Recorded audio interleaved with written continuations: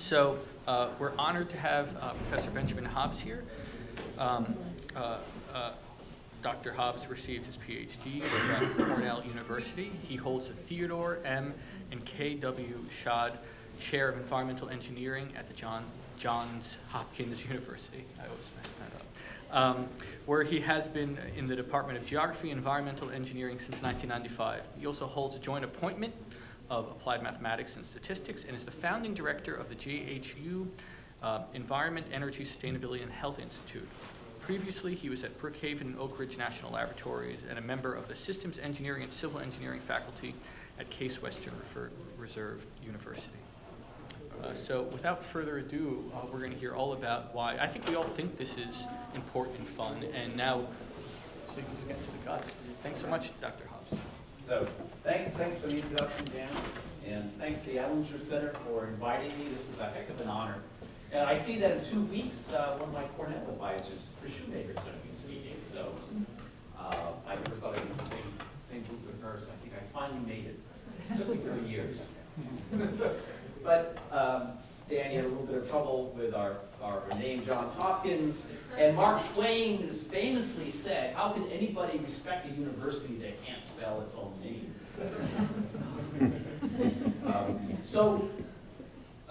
My purpose here is to upset the faculty invited me by convincing at least some of the graduate students that you really should switch your thesis topic to electricity markets and modeling with optimization, because it really is so much fun. More seriously, it's incredibly important. We need to have the courage to change the course of our energy economy to a sustainable path for our children, grandchildren, great-grandchildren, who will very much regret and look back at us and saying, what were they thinking?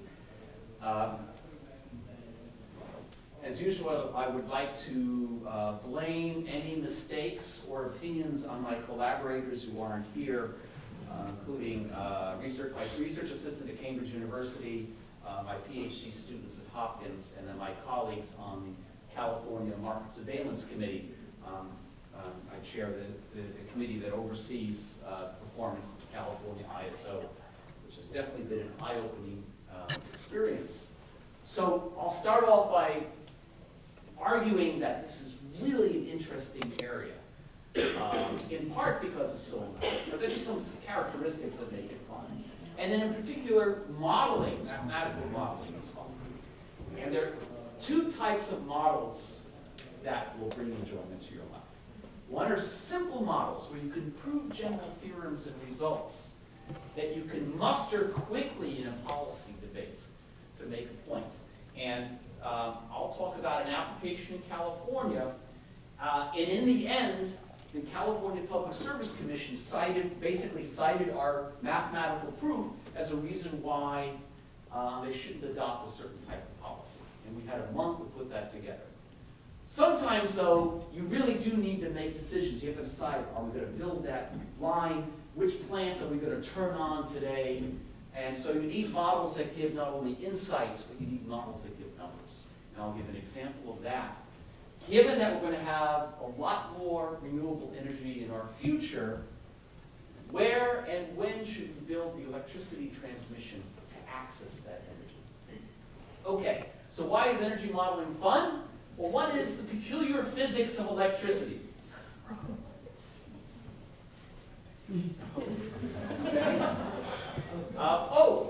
Let's see. How can you tell the difference between AC electricity and DC, direct current and alternating current? There's got to be somebody who knows this joke. Perhaps Professor Wagner knows. No, okay. The young gentleman sticking the knife, the kitchen implement into there. If his teeth clench down, it's direct current. If they chatter, it's AC. That's all the physics that you'll hear. It's also a linchpin in the economy. I've worked in West Africa. I know what it's like to not have electricity. You can basically enjoy your warm beer, but not be very productive. 2.5% of the economy is the electricity, which is 10 times the portion of GNP that the water sector makes up, twice the portion of GNP that the university sector makes up, despite our efforts to raise tuition. Environmental impacts. About half of our greenhouse gases, most of our sulfur dioxide, acid rain precursors. But the electricity sector can also help us solve environmental problems.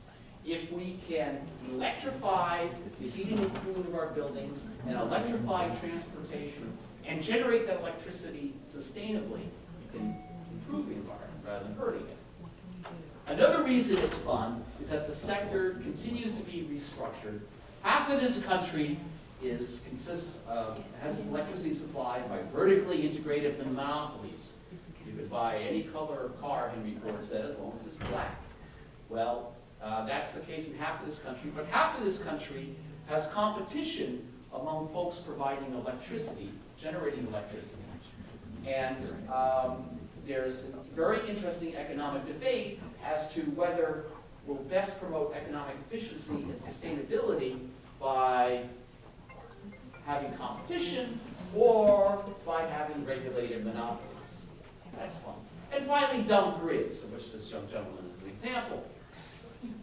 What do I mean by dumb grid? We have half a market. The consumers do not participate in this market. It's as if you go to a grocery store and there are no prices anywhere. So you say, okay, I'll take a steak today, or and take a steak, take it home, and then at the end of the month you get a bill and you find out then that steak was $300 a pound. You wouldn't have bought it if you knew it was that. You would have bought something else. Well, that's how we buy electricity. We turn on the lights having no clue what the marginal cost or the marginal pollution is at that time. And that marginal cost can vary by a factor of 100 from hour to hour and day to day. And smart grids, in part, means getting the consumer involved in the market. And finally, there are a lot of surprises. And this makes it particularly fun. I moved into working in electricity and thought I'd work in there for 5 to 10 years. But every few years, the industry completely changes. And I'm going to illustrate that. And that makes it really interesting. Oh, you've seen this quote before. It's very hard to predict things, especially about the future. And so this is an example of that. These are forecasts made in 1975 of energy use in the year 2000 in the United States. Some forecasts being for a threefold increase, others being relatively flat. So does anybody know which of these actually happened? Anybody want to guess? Okay. So Amory Lovins was the one who was right, not for the wrong reasons as it turns out, but at any rate, most forecasts grossly overestimated demand. Now, you'd think we'd do better than that. So let's flip forward. Let's start at the year 2000 and look how we've done since. This is U.S. Department of Energy forecasts of electricity use in the United States starting in the year 2000, forecast year by year. And this is the infamous fan diagram where just generally we have a bias towards over-forecasting. There are always surprises. The economy changed. People are much better at energy conservation than we thought. And these surprises will continue into the future. There are also surprises on the supply side, where we get the electricity from. So in 1968, let's see, this shows the total amount of electricity produced in terawatt hours, which are a billion kilowatt hours per year. So this is cumulative amounts, so roughly half is from coal in 1968, about 30% from natural gas, and 20% from renewables, hydro. So coal was king at that time. But things started to change because oil was so cheap in the late 1960s and early 1970s. So oil was the source of most growth in generation, $3 a barrel. Now, what happened in 1973? Before most of you were born. Okay, the first oil embargo, the Arab oil embargo, the 1973 Arab-Israeli war, and oil prices went from $3 to $10 to $20. So oil then diminished, And what took its place? Well, at the same time, nukes were ramping up.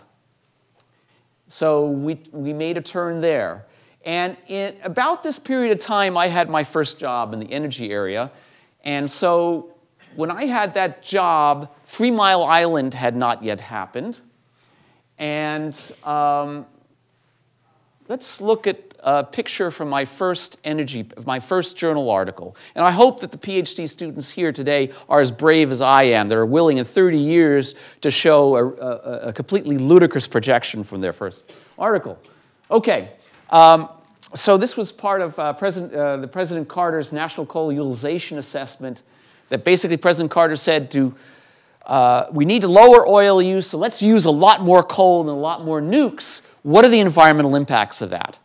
To describe environmental impacts, you need to know where power plants will be located, because the impact of burning coal depends on whether you're upwind or downwind. So this is a scenario for the year 2000 that I constructed using a linear program.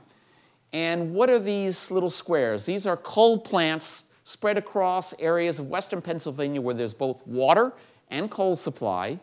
And these little triangles are, guess what? These are nuclear power plants, some of them in the Delaware River Basin, but because of scarcity of water, most of them are bobbing offshore, off the coast of New Jersey. These two, in 1978, were actually on order and being constructed. Offshore floating nuclear power plants were going to be our salvation, basically solving our siting problems. By the way, the Russians are doing this right now. They're going to be anchoring nukes off the coast in Russia. But let's see. So this resulted from what? Assuming 3.5% load growth, doubling every 20 years. And at the time, a roughly 50-50 mix of coal and nukes for new plants was reasonable. After all, President Carter's Fuel Use Act outlawed the use of natural gas for power plants. Natural gas is too valuable a fuel. So what actually happened? Is this what we actually have in the year 2000? Does anybody know what we actually have? What sort of fuel mix do we have here? Where did all our additional power come from? Natural gas. Okay, the dash to gas. So after 3 Mile Island, and with an increasingly stringent Clean Air Act, and finally the development of gas turbine technology, gas was cheap and gas was clean. So most of the growth, you can see roughly a doubling, came from natural gas through that point. Now what's going to happen in the future? Is that what's going to happen in the future? Well, if we don't make any changes in national policy, we're going to see growth sort of coming in all four sources: coal, gas. Well, nukes are going to stay pretty constant, and the renewables will grow slightly. So we'll basically momentum from the past, but that will not put us on the road to sustainability. If instead we adopt President Obama's clean energy standard, which was a policy announced in the State of the Union address a couple of years ago, which hasn't gone anywhere. But if you did do that, that would push carbon-heavy sources down, so coal would go this way instead of that way. Gas would grow a little bit. You can see this difference here versus that. But what would really take up the slack is renewables would grow a lot more. Now, there are other scenarios in which most of the growth is made up by new nuclear power plants, but post-Fukushima, that seems less likely. So which way will we go? I don't know. Probably something completely different we don't anticipate. But I know there'll be surprises, and I know it'll be fun. So some more surprises. Some of the surprises are pleasant ones. For example, wind. The International Energy Agency said 3% of global energy will be non-hydro renewables by 2020. This was reached in 2008. They predicted 30 gigawatts, 1 gigawatt being about the size of a typical nuclear power plant. They predicted 30 gigawatts of wind by 2010. Actually got 10 times that amount. In fact, you got more than that amount simply just in the US, and the world's champion was China. China, which the IEA said would get a token amount of wind instead. So those predictions were completely off. Okay, what is the upshot of all these surprises? Is modeling completely useless? Is the future impossible to predict and impossible to control? And, well, we can debate that, but I take some inspiration from a theologian, Reinhold Niebuhr's Serenity Prayer, you know, the one about, you know, let us accept the things that we have the serenity to accept the things that we can't change and the courage to change the things we should, including the non-sustainability of our electricity system, and the wisdom to know the difference. So modeling, I think, does give us some wisdom. It helps us understand how the things we can't control, for example, what's going to happen to the glaciers in Greenland? Will they melt a lot or not if we double our CO2? What's going to happen to new technology investments? We can control that a little bit, but what's going to happen to economics? There are things that, at least if I'm a power system planner, are outside my control, but I need to understand how the things I can't control affect the benefits and costs of the stuff I can control. And there are a lot of things I can control. Remember the previous slide. This took courage. These are things we can't do. We get 10 times as much wind as we thought. And what we can use modeling to do is to look at things we can control and try to better understand how they might perform economically and environmentally under a range of uncertainties. Models can't predict the future. Any modeling run will be wrong, but they might make us more sensitive to the range of possibilities of things that could happen, and they might help us identify better policies. For example, a student of mine, Jeremy Hargraves, who now works for E3 in San Francisco, his model was used for the state of California report that came out 2 weeks ago to look at the benefits of going from 33% renewables in 2020 to 50% renewables in California's electricity by 2030.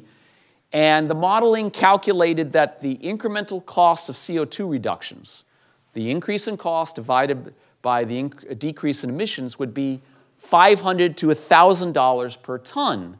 And the regulators looked at that and said, whoa, maybe there are other better ways to lower CO2 emissions than to really push renewables very hard in the 2020s.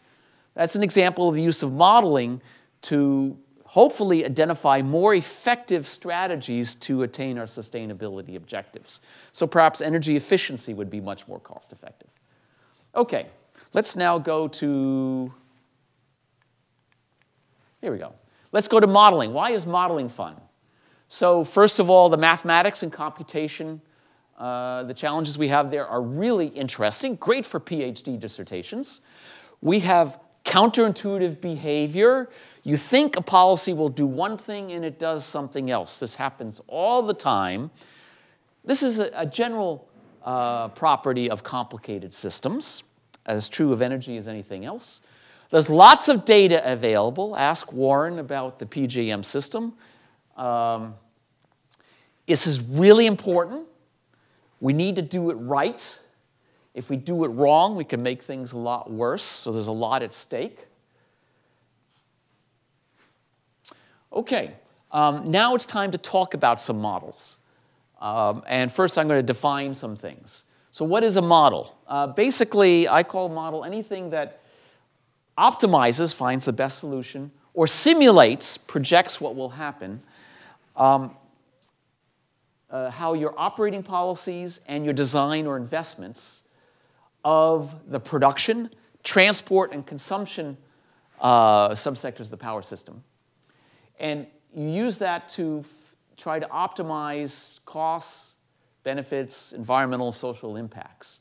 And finally, you do this with math and perhaps computers. Not always computers. Sometimes you get nice closed-form solutions. And I'm going to focus on bottom-up engineering economic models that have a lot of realistic texture about the capacity transmission lines, the conversion efficiency of coal plants, et cetera.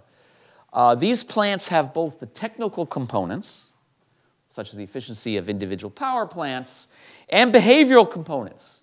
How do, for example, consumers respond to price increases during the day versus at night, with a day's warning versus short-term warning? These are all things that you can represent in these models.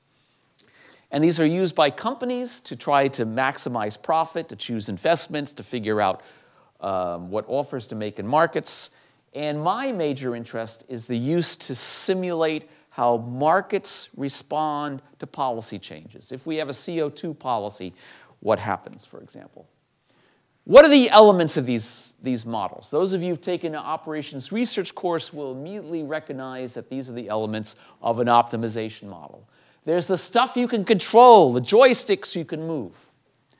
There's your objective. What are you trying to accomplish? Minimize costs, maximize profits, minimize emissions. What direction, when you choose the values of those, how do you decide whether the values are good or bad? You have an objective. And finally, the constraints tell you what combinations of the variables are feasible and which ones are not allowed. You have to state all three of these. And then the problem is choose the values of these to get the best value of the objective subject to meeting all the constraints. So here's a simple example. GIT, it's the megawatt output. Remember, a large nuclear plant generates about 1,000 megawatts. So this is, or let's see, one house has, let's see, 1 megawatt can supply the demand of maybe 500 houses. Okay, so you might have generators 1 through 500 in California, and you might be looking, say, day ahead. So this period's t equal 24. So there are 500 times 24, roughly 10,000 or 12,000 variables. Okay? What do we want to do with those variables? Well, our objective might be, for example, tomorrow, let's minimize the fuel cost and maybe operations and maintenance costs. So each of these variables has a cost, which depends on which generator, and may also depend on time of day. Gas might be cheaper at night than, natural gas might be cheaper at night than in the middle of the day. And you sum these terms overall generators and time periods, that's your cost. Now, the best solution, if we just did that, would be to set all the variables to 0. But that's not feasible. You have some constraints that cause you to have to select non-zero values of those. And there are all sorts of constraints. There might be policy constraints, like you can't emit more than so much pollution.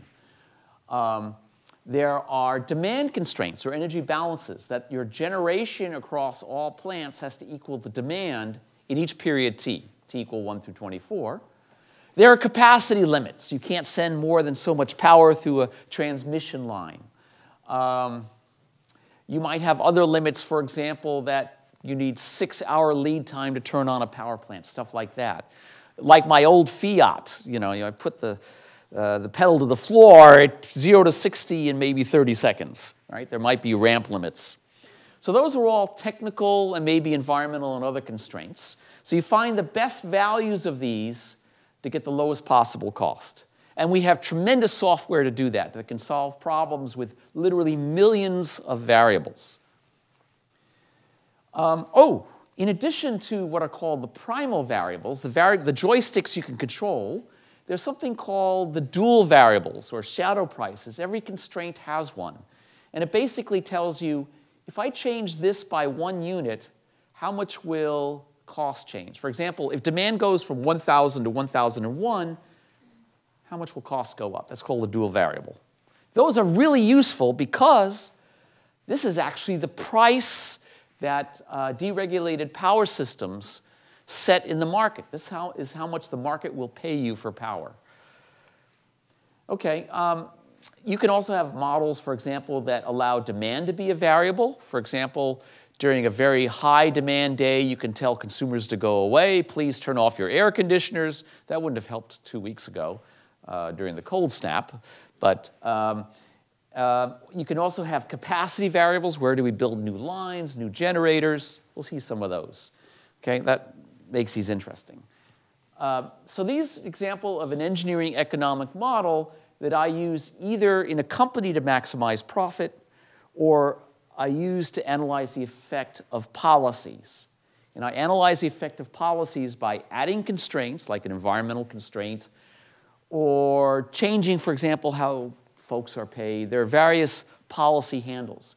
For example, EPA has a new mercury rule that says you have to put, basically you have to put scrubbers on coal plants whose mercury emissions are above a certain amount. You could simulate that by increasing the cost of those plants, the operating cost and capital cost. And you can let the model decide whether to retire a coal generator or to retrofit that scrubber. And also, the plant will be less efficient. Its capacity will go down. That's how you might represent such a policy. And then you can see how the costs increase and how the emissions decrease.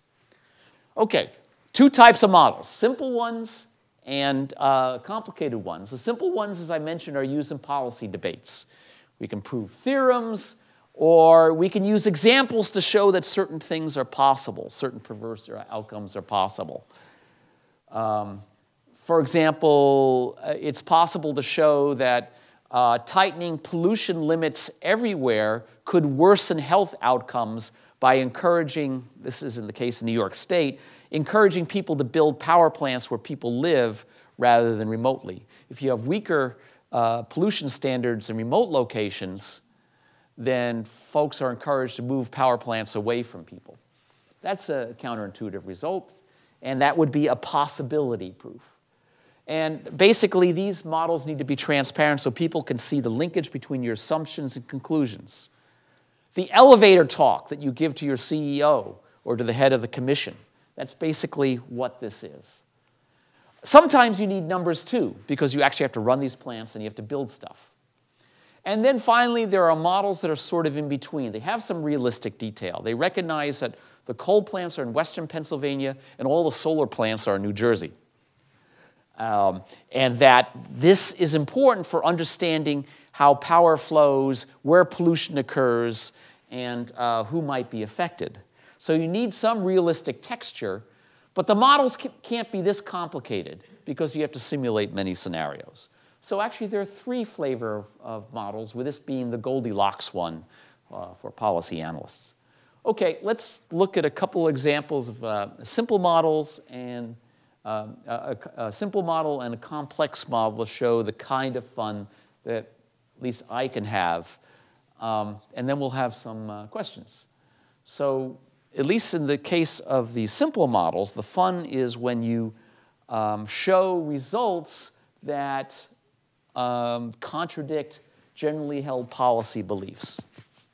And this first example deals with Assembly Bill 32, which is the California greenhouse gas legislation. And there are a couple of different proposals for implementing it that I'll discuss. Oh, by the way, these gentlemen, this shows how fast technology works in the electric utility industry. This is Tesla's line from the Niagara hydropower plant, the first AC line in the nation. And some technologies change faster than others.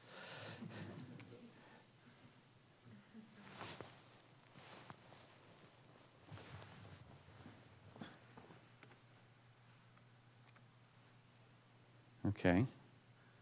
Here we go. Okay. So here was the question in California, and this is a general question.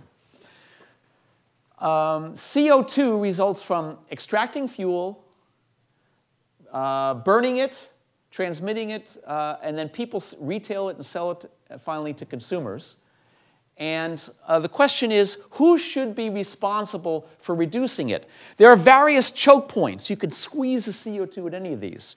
For example, the House bill, the Waxman-Markey bill 2009, at least for oil, would have limited emissions from the oil sector by taxing or limiting oil production. Power plants, you can cap the amount of emissions from power plants, so you can force generators to choose less carbon-intensive fuels and to run their cleaner plants more. This is what, for example, the European Union emissions trading system does. And also the Regional Greenhouse Gas Initiative, which New Jersey used to be part of before Governor Christie thought it would be politically popular to get out of it. The transmission system operator could decide to accept power only from cleaner sources or to tax power from dirtier sources. This is feasible. In California, it has been proposed that instead the squeezing point be load-serving entities or retail suppliers. These are folks who resell power. They buy power from the grid and then resell it to consumers. And basically, you could require these load-serving entities, such as your local utility, to buy a certain mix of clean and dirty energy. And finally, there are tradable personal carbon allowances. And this has been seriously proposed. Hope I don't leave my wallet here. Everybody would have 2 credit cards. Okay? One credit card is dollars. The other credit card is carbon. So you go and buy a hot dog off the street, you have to pay dollars for it, and there's also carbon content associated with that hot dog. You use that card. And the idea is to make you not only personally conscious of the moral choice of using high carbon versus low carbon sources, but it also, you're given a carbon budget. And so if I want to drive a big car that uses a lot of gasoline, I have to buy carbon allowances from others. Okay, so all of these have been seriously proposed. And in California, the first major debate over AB 32 was over this question: where in the supply chain should you squeeze? Oh, this is not good.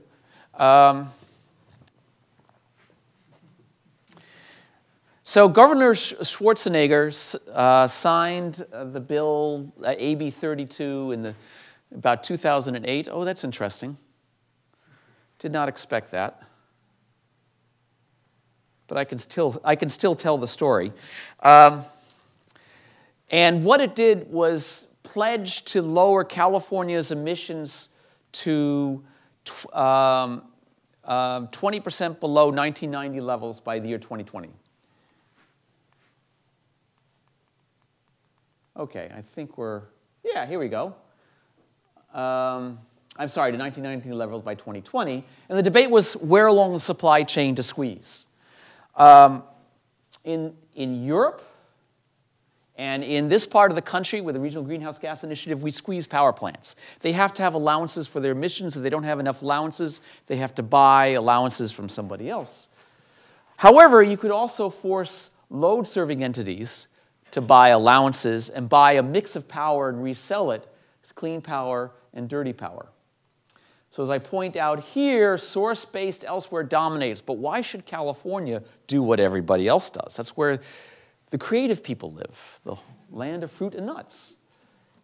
So this was proposed in 2007. Here were the arguments. Why should we have personal carbon trading or load-serving entities responsible for making sure their power purchases, their emissions were below a cap? One argument was that it's cheaper. People could choose to buy cheap power from dirty plants or expensive power from clean plants. Right now, all power plants get the same price. So if you could price discriminate, pay less for dirty power, consumers, it was argued, would save money. And a second argument was that if consumers were aware of this constraint, there would be more motivation for investing in energy efficiency, the Natural Resources Defense Council. This. Okay, so we put together models and proved a theorem that these claims were not correct. So this is a simple model. We had 1 month to do it, and then we published this theorem in an opinion of our committee, the Market Surveillance Committee, and the Public Service Commission of California accepted it and cited it as a reason for not going with a load-based proposal. Okay, so now I'm going to give you a sense of how these models, the simple models, were constructed. Basically, you need a model for each participant in the market. For example, 2 generation companies and maybe consumers. And their exchanges. There's a market in which you buy and sell electricity. For the case in which you're limiting pollution sources, you have a market for pollution in which generators have to buy or hold permits for their emissions, but they're given allowances. And if the number of allowances they hold is less than their emissions, they have to go out and buy some more. And each of these markets will have market clearing prices for CO2 and power. So I am not going to go through the models in detail, but I'll get you a sense for how these work. Consumers, for example, might be assumed simply to choose purchases from each source of power, A and B, that minimize their total expenditures, price times quantity, subject to meeting their total demand. That's about as simple an optimization problem as you could get. Every party has an optimization problem, so we have ones for generators. Generators are maximizing their profit. They generate electricity G. They get revenue PA, but they have fuel cost, and they also have to pay for their allowances that they consume for CO2. So this is their emissions rate times the price of allowances. They also are given some allowances, so they get some money back. And then you have their technical constraints, like my Fiat that can't go 0 to 60 in faster than 30 seconds. You have capacity limits, et cetera. So every party in the market has their optimization problem. Every market has a market clearing condition, supply equals demand, and associated price. Likewise in the CO2 market. The emissions from A and B can't be any more than the total allowances in the market, which is the emissions cap. And you have a shadow price associated with that. Okay, so the way we analyze these type of markets, or the type of models we use, is to take the first order conditions for everyone in the market, pile them up in the middle of a table, wrap a bow around them. The bow is the market clearing conditions to make sure they're consistent and solve the whole thing. And that will then be solved for the market equilibrium, where everybody thinks they're doing as well as they can, subject to market prices.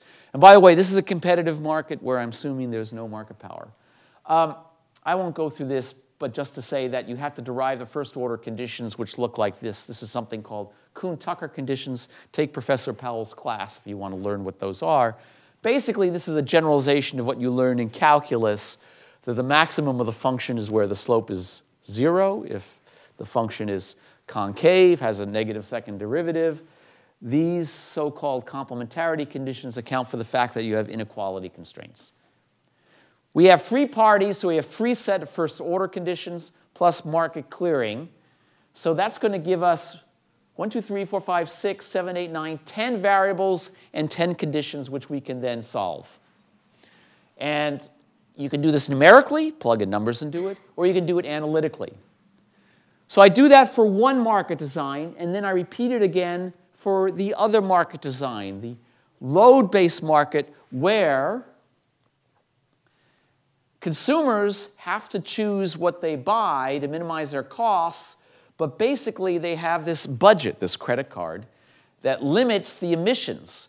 If they buy too much dirty stuff, they'll violate this emissions constraint.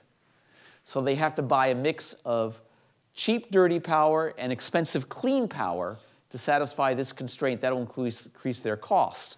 So now the consumers are keeping track of emissions rather than generators. And the generators are simply maximizing their profit, and you have market clearing for each type of power. And what I can then do is compare the two solutions, maybe numerically, but in this case I compared them analytically, a theorem. And so here are the conclusions. In a source-based system with power plants exchange power, you get the same power prices for all power plants. Okay? Dirty plants, clean plants get the same price of power. However, in a load-based system, and this seems just, cleaner power gets more money. Hydropower, wind power gets paid more. Coal power gets paid less. The danger of this, the difficulty of this, is that instead of all power getting the same price, having different flavors, vanilla, chocolate, strawberry of powers, suddenly the markets that we have created for buying and selling power have to be thrown out. We have to throw out $200 million worth of software in PJM and somehow figure out how to trade clean versus dirty power. Another problem is that this may chase away, you really need clean power from gas-fired power plants in real time to deal with fluctuations. But if that power is somewhat dirty, has to pay a penalty, they may decide not to participate in the market, and you may lose the flexibility that you need. The allowance price is the same. The shadow price, whether people or power plants pay for allowances, is the same. What about this conclusion? That it was argued by stakeholders that a load approach would cost California consumers billions of dollars less. This is not true. It turns out that you would get the same net cost to consumers if the permits that generators use in the permit source-based system were auctioned off, which is what we do in RGGI right now with carbon permits. Those of you who are familiar with the RGGI market, we don't give those permits away, we auction them off, and the consumers get the proceeds. For example, RGGI allowances are used to subsidize energy conservation programs. So exactly, the two systems give you the same cost, the same efficiency if you auction the permits, which is what we do, and if you don't damage spot markets for electricity. But in fact, the load-based system will be much more complicated to administer and will damage spot markets. So we concluded that this is a daft idea. It's simply more complicated with no benefits, and California should not do it. And the Public Service Commission of California accepted our argument. So that was fun with a simple model. With a simple model, we showed that what people believed to be the case was not true. Load-based was not cheaper, that you could design a source-based system that was simpler and would give, in theory, the same emissions and cost results, and so would be preferable. You'd gain nothing by having a load-based system. So hopefully we helped California avoid wasting a lot of money. Simple model, a theorem, not a big, complicated model. Now let's go to complex models. Complex models are needed because sometimes you really have to build stuff and you have to know what the benefits and costs are. You really have to decide which power plants are turned on and off. So, this is the problem that I consider, first some work that I did with Harry van der Weed at Cambridge, and now we're doing at Hopkins for the United States. Cambridge was nice because the UK is a cute little island. Electrically, it's basically a radial system. We have a proof of concept, and now we're moving to realistically sized systems here in the US. So, in the power sector, big changes are happening. We're going to get a lot more renewables, 33% in California, but we don't know where they'll be. Will they be geothermal? Will they be offshore wind here in New Jersey? Will they be distributed photovoltaics on rooftops? It's unclear. And if you don't know where they're going to go, you don't know where to build your transmission. What's going to happen to other generation? Will we have fuel cells in our basements, or will they be big centralized plants? Demand. Our electric vehicles are going to really increase our electricity demands. Oh, please, Lord, don't let my wife decide that we're going to buy a Nissan Leaf while I'm gone. $30,000 for an electric car is what she wants to spend. Well, we'll add to electric loads if it turns out we are buying it this week. Will these loads be controllable or not? For example, will we be able to defer battery charging from electric vehicles in times of shortage? All of that will make a big difference in where electricity transmission will be needed and when. And finally, policy changes. What's going to happen to renewable policies? What's going to happen to greenhouse gas limits? For example, Governor Christie pulled out of the Regional Greenhouse Gas Initiative. Okay, so here's how I characterize the problem. First of all, it's uncertain. We have long-term uncertainties about those policies and technology change and economics. We also have short-term variability. The wind blows today, but perhaps not tomorrow. The other important feature is that decisions can be postponed. You can get more information, for example, if we wait. But on the other hand, if we wait, we might give up some benefits in the short term. So we have a trade-off between waiting to get more information versus foregoing benefits in the meanwhile. And the sort of questions that I want to answer in transmission planning are, given these uncertainties that face us, what should we build now and what should we wait on? What is the value of better forecasts? If we have a better idea of what will happen in the future, can that information improve our decisions today? If we naively disregard uncertainty and just say, oh, we're going to assume a base case and plan for that, how much less efficient are our decisions? Might we really regret that? And finally, what are the option values of things like, for example, we could build a new transmission line on a double circuit tower, but only string one circuit to keep an option open of putting a second circuit without having to get permits. Is that worth anything? It would cost us more now to have that option, but might save us money later. How do we evaluate that? You can't answer such questions with deterministic planning where you assume one future. You have to use stochastic models, and I consider that to be quite fun. I consider it quite fun to answer these questions. And these questions are not only fun, they're really important. If you plan under certainty, you might make some really, really bad mistakes. Okay, so I'm just going to show conceptually the structure of this. This is a decision tree where we proceed from left to right.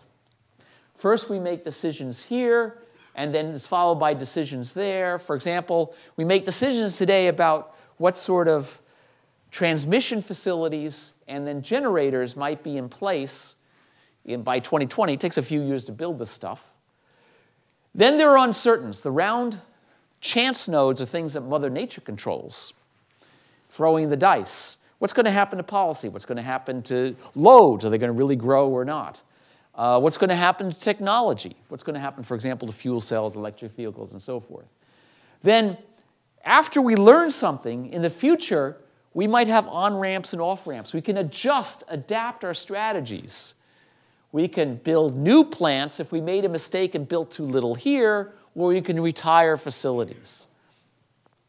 So these are called recourse decisions or wait-and-see decisions. So here now, wait and see. And the structure of this problem is, in my case, it's a linear program where I have decision variables for now, and then for each of several scenarios of the future, I have a set of future decision variables. And my objective function is to minimize the total cost over all these scenarios at once, probability weighted by the different scenarios. Okay, so here's this cute little island, the sceptered isle, which is a radial transmission system now. And these are 5 investments that National Grid recommended for the next decade. These are called the bootstraps, subsea cables to avoid Hadrian's Wall between Scotland and England. We have a lot of wind and sheep power up here, sheep manure. Well, I don't think they're really seriously proposing sheep manure, but they could. And we have a lot of demand down here in Hog City, London, in southern England. There's also a lot of wind in Wales and Cornwall and over here in the east. And basically, this is about 2,000, 3,000 million pounds worth of investments. And they recommended all of those based on literally a spreadsheet analysis. Basically, they assumed a price difference between north and south for so many thousand hours a year, multiplied the 1,000 or so hours a year by the time the price difference, that was the benefits, and compared it to the cost. We're going to use an optimization model to look at this instead. We're also going to look at it under uncertainty.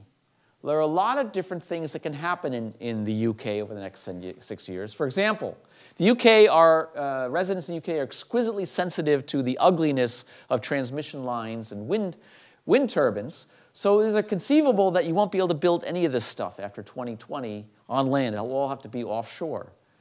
Maybe green technologies will get a lot cheaper, or distributed generation will get a lot cheaper. Imagine fuel cells in everybody's basements.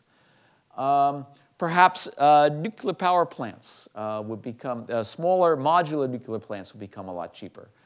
And in each of these 6 scenarios, we had to make assumptions about the fundamental drivers. What's the cost of building new generation? What's fuel cost? What's the cost of building transmission? What happens to demand growth? What happens to CO2 prices?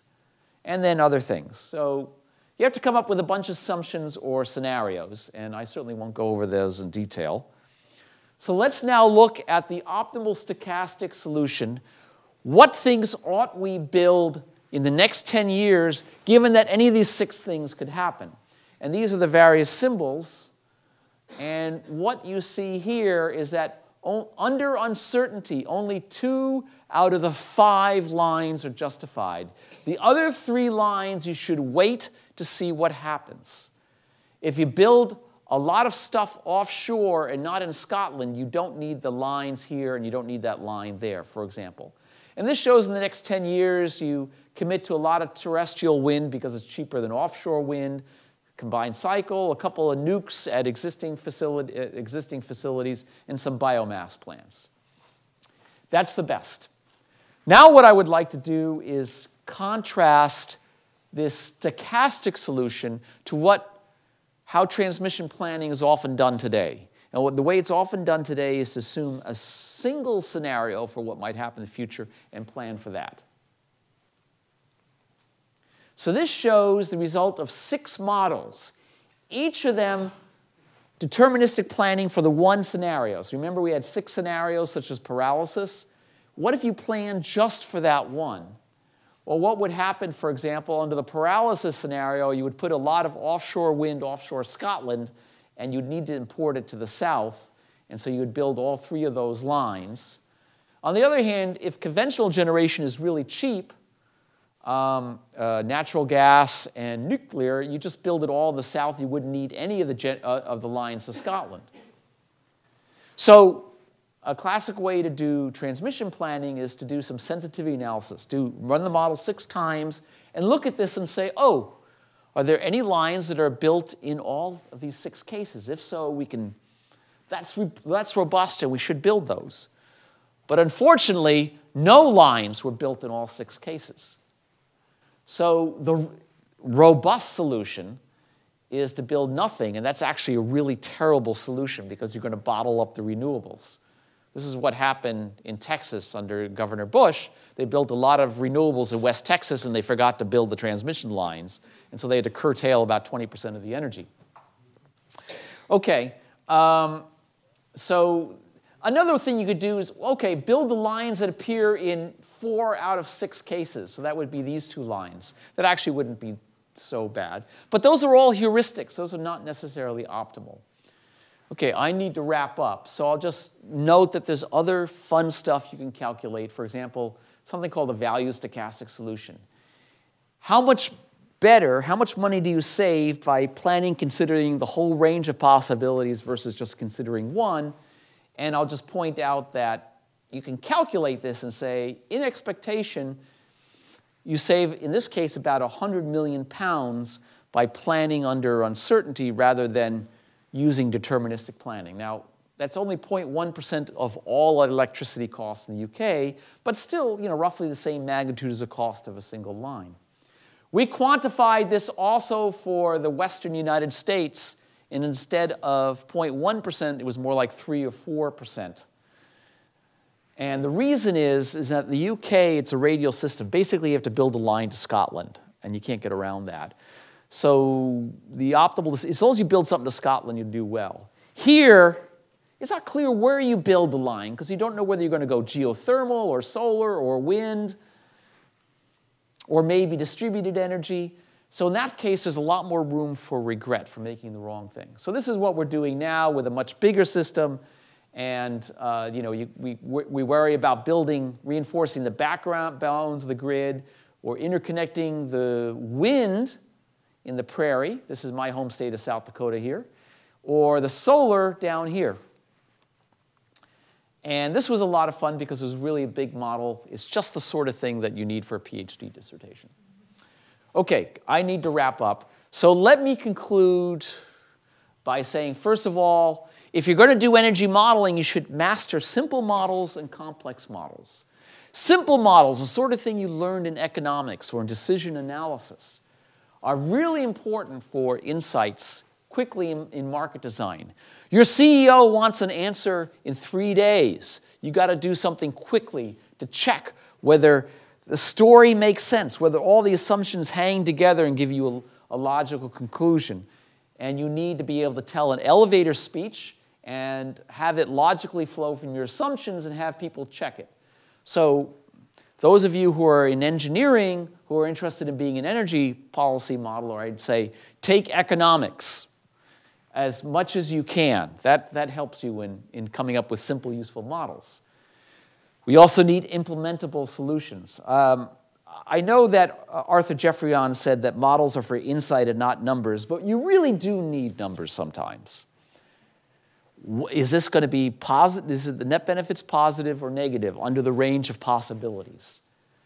To really get numbers, we need improved computational technology, talk again to Warren, to solve very large-scale stochastic problems that are non-convex. These are really nasty things, but they will help us make better decisions. Okay, back to courage.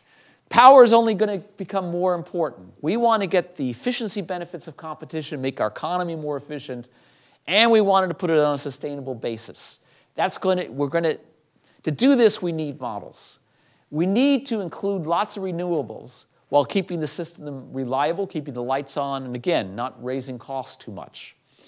Models can help us.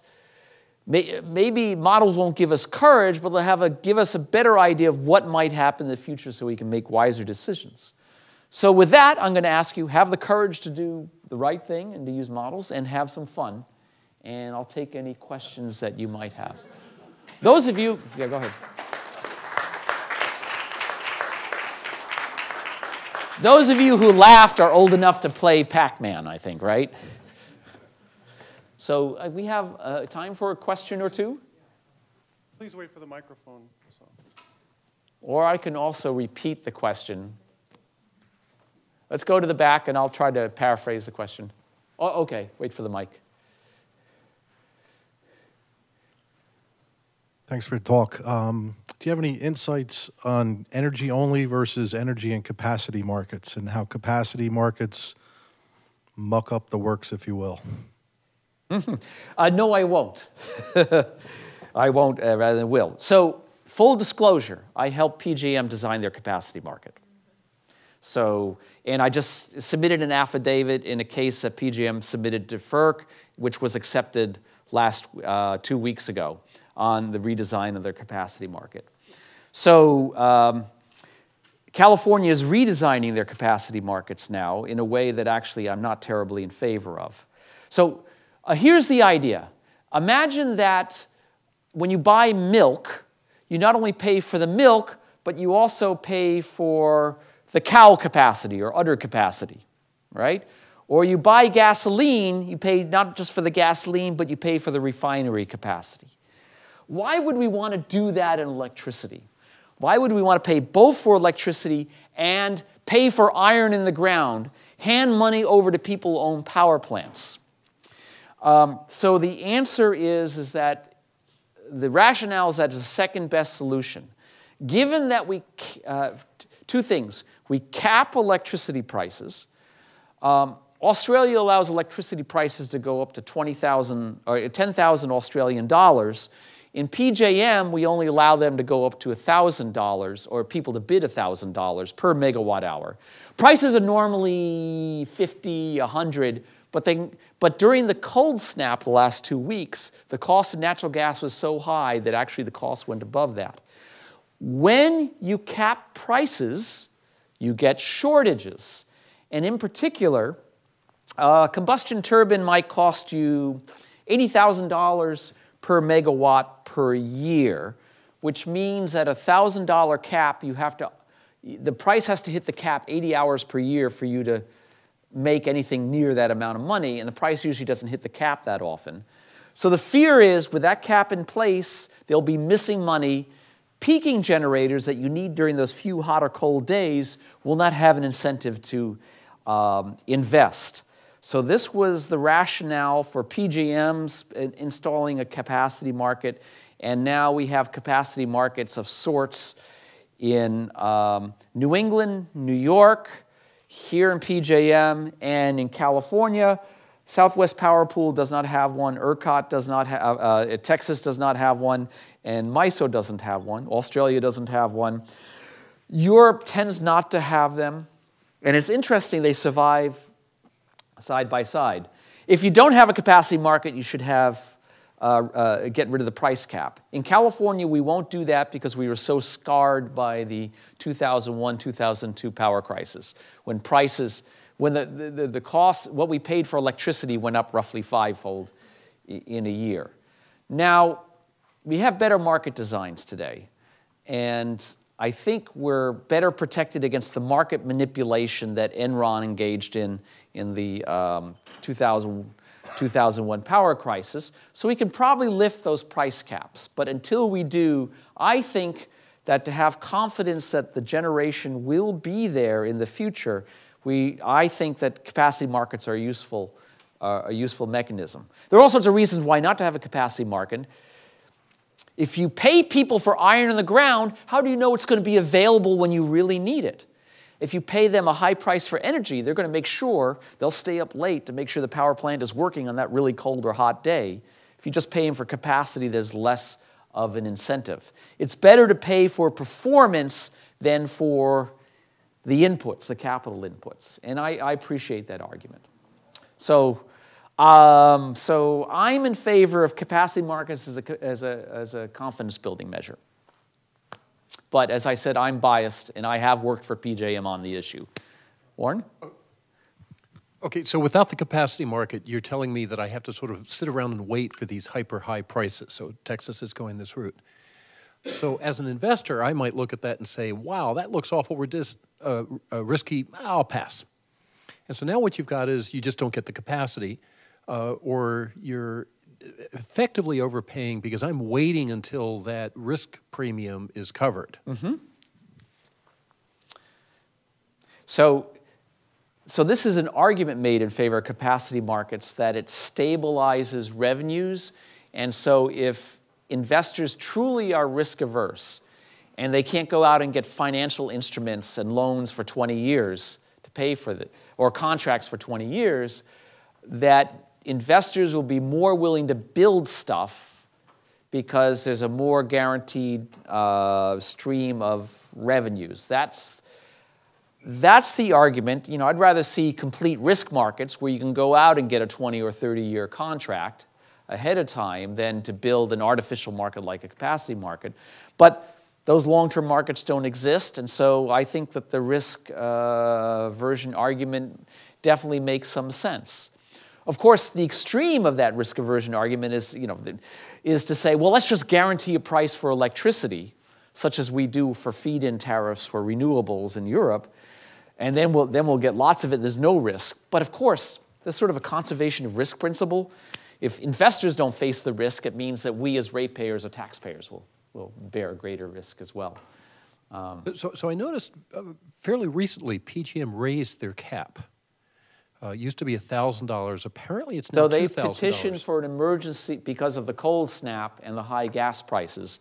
They petitioned for raising the cap on an emergency basis. Oh, so this is just short term. But they want to make it a permanent change. Isn't this wonderful how policy sort of turns on a dime in response to crises, things people don't anticipate? So they have a capacity market, but obviously these higher prices are going to reward people who put in the capacity. It almost sounds like they're going to a hybrid system.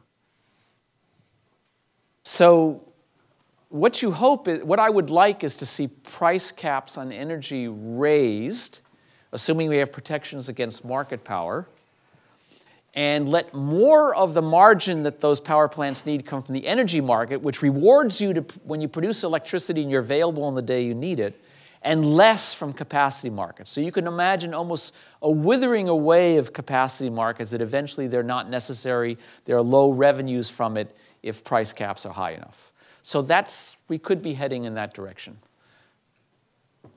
Actually, this is a good follow-on. I'm very curious what you think about the recent gas spikes, and do you see that as sort of leading to a long-term need to reevaluate the power markets?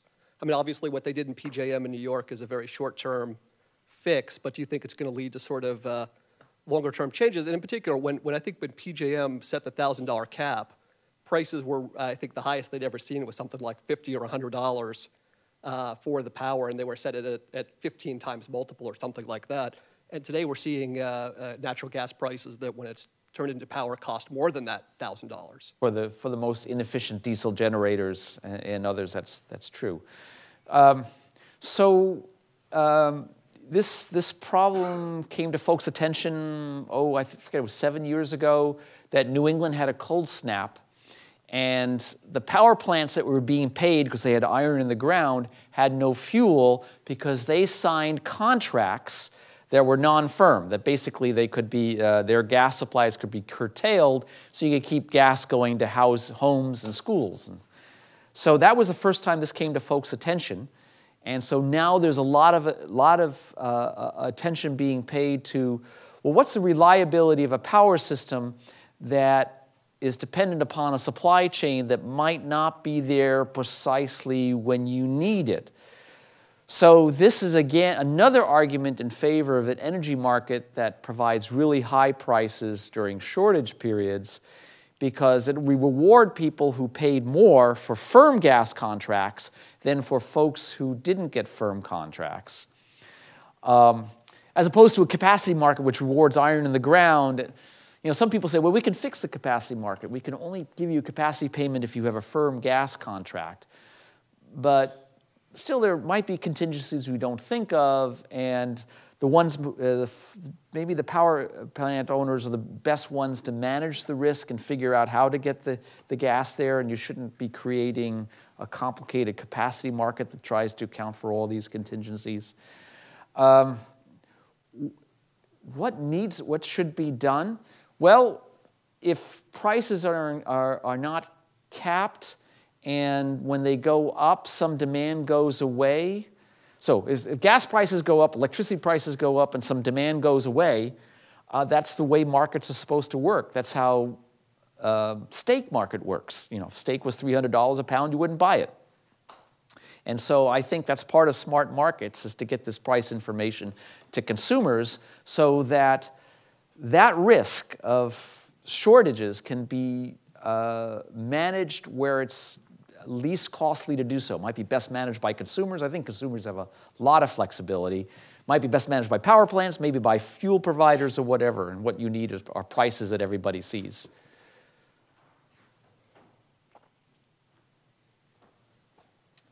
Dan? Yeah. So towards that end, and you mentioned it implicitly, but I don't think explicitly. In California, there's a big push towards demand response. Here, a little bit less so. The irony is California gets great publicity for it, but in terms of the bulk power market, folks here in New Jersey and PJM are doing much better. Right. But we're good at publicity. Right. We got Hollywood after all. But I know that in Manhattan with Con Ed, it's more of a stick than a carrot, that if you use during a peak period, you find out after the fact, and it's really up to you to figure out how you're going to curtail your own power. So you don't have to invest in a whole lot of technology to do price signals out, because Con Ed says, well, you went over and you're in this peak, and now you have to pay $1.20. That sounds like that might be a demand charge. It's a demand charge, yeah. Okay. So between demand response then and a demand charge, what's your intuition, or have you done a model which indicates which one is more effective policy? So I haven't modeled those, but I do have some. I definitely have lots of opinions. So, okay, demand charges. Basically, you pay you pay an amount proportional to your maximum demand during the month, and a mindless, stupid demand charge would charge you that no matter whether that peak demand occurred during the hottest day of the year, or whether it occurred in the middle of the night when nobody cared. So, and once your maximum demand is here, then you have no incentive to reduce demands at other hours that are less than that. So it's better to have a price all the time. So demand response, what that means is sending a price signal to consumers that depends on system conditions. And there are lots of different ways to do this. The ideal would be, the economist's ideal would be, you get a different price in every hour or every 5 minutes, and you look at your smartphone and say, oh my goodness, the price is $400. I'll quickly, turn down my thermostat at home remotely. Actually, that's not going to be terribly realistic for retail customers. But what is realistic as a starting step is something called critical peak pricing. So